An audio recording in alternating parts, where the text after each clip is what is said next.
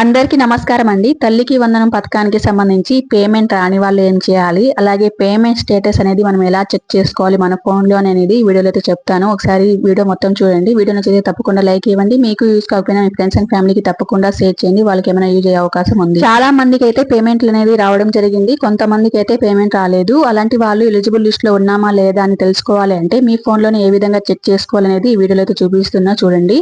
మీరు chrome open చేసి అందులో ఎన్బిఎం అనేసి సెర్చ్ చేసినట్లయితే ఈ విధంగా సైట్ అయితే ఓపెన్ అవ్వడం జరుగుతుంది. ఇక్కడ అప్లికేషన్ స్టేటస్ అని ఉంది కదా, అక్కడ క్లిక్ చేసినట్లయితే ఇక్కడ తల్లికి వందనం అని సెలెక్ట్ చేసుకోవాలి. అలాగే ఇయర్ అనేది 25, 26 అని సెలెక్ట్ చేసుకొని తల్లి యొక్క ఆధార్ నెంబర్ ఎంటర్ చేసి ఇక్కడ క్యాప్చా అనేది ఎంటర్ చేసి గెట్ ఓటీపీ కొడితే మీకు ఆధార్ కి లింక్ అయిన నెంబర్ కి ఓటీపీ అనేది వస్తుంది. ఓటీపీ ఎంటర్ చేయగానే ఈ విధంగా డీటెయిల్స్ అయితే రావడం జరుగుతుంది. మీరు ఏ జిల్లా, ఏ మండలము, ఏ సచివాలయం కింద వస్తారు అండ్ మీరు ఏ క్లస్టర్ కింద వస్తారు, మీ ఆధార్ నంబర్, మొబైల్ నంబర్ తో పాటు కింద స్టేటస్ అనేది చూపించడం జరుగుతుంది. మీరు ఎలిజిబుల్ కాదా, ఒకవేళ మీరు ఎలిజిబుల్ అయ్యి డబ్బులు పడిపోయింటే ఏ బ్యాంక్ లో పడ్డాయి, సక్సెస్ ఆ ఫెయిల్యూర్ అనేది కూడా చూపిస్తుంది.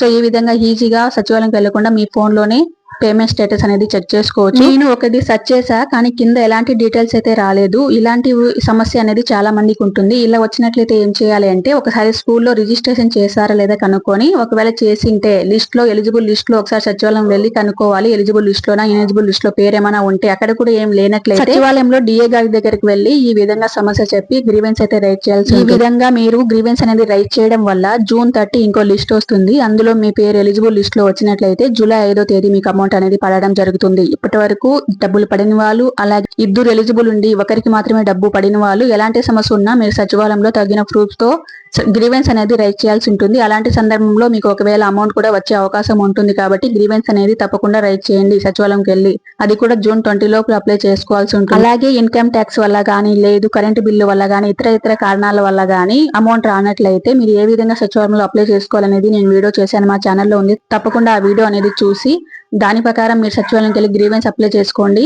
అలా అప్లై చేసిన తర్వాత మీకు ఖచ్చితంగా అమౌంట్ అనేది నెక్స్ట్ మంత్ 5 కల్లా పడుతుంది. సో ఇంకా కొంతమందికి ఇద్దరు పిల్లలు, ముగ్గురు పిల్లల నుండి ఒకరికి పేమెంట్ వచ్చిన వాళ్ళు వెయిట్ చేయని ఖచ్చితంగా డబ్బులు అనేది వేస్తారు.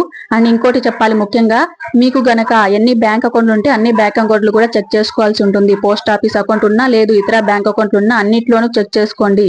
ఒక్కొక్కసారి 2 బ్యాంకుల్లో కూడా డబ్బు పడే అవకాశం ఉంది. మనకు 2 బ్యాంకులు ఉంటే 2 బ్యాంకులకి ఎన్పిసి లింక్ అన్న ఉన్నట్లయితే వాటిలో కూడా అమౌంట్ పడే అవకాశం ఉంది. కాబట్టి ఎన్ని బ్యాంకులు ఉన్నా అన్ని బ్యాంకులో ఫస్ట్ చెక్ చేసుకోండి. ఒకవేళ డబ్బు పడకపోయినా, లేదు ఎలిజిబుల్ లిస్ట్ లో మీ పేరు వచ్చినా కూడా వెయిట్ చేయండి. అలాగే వాట్సాప్ గవర్నమెంట్ ద్వారా ఏ విధంగా పేమెంట్ స్టేటస్ తెలుసుకోవాలి, ఎలిజిబుల్ లేదా అని ఎలా తెలుసుకోవాలి అనేది కూడా నేను ఒక వీడియో చేశా. ఆ వీడియో కూడా చూడండి.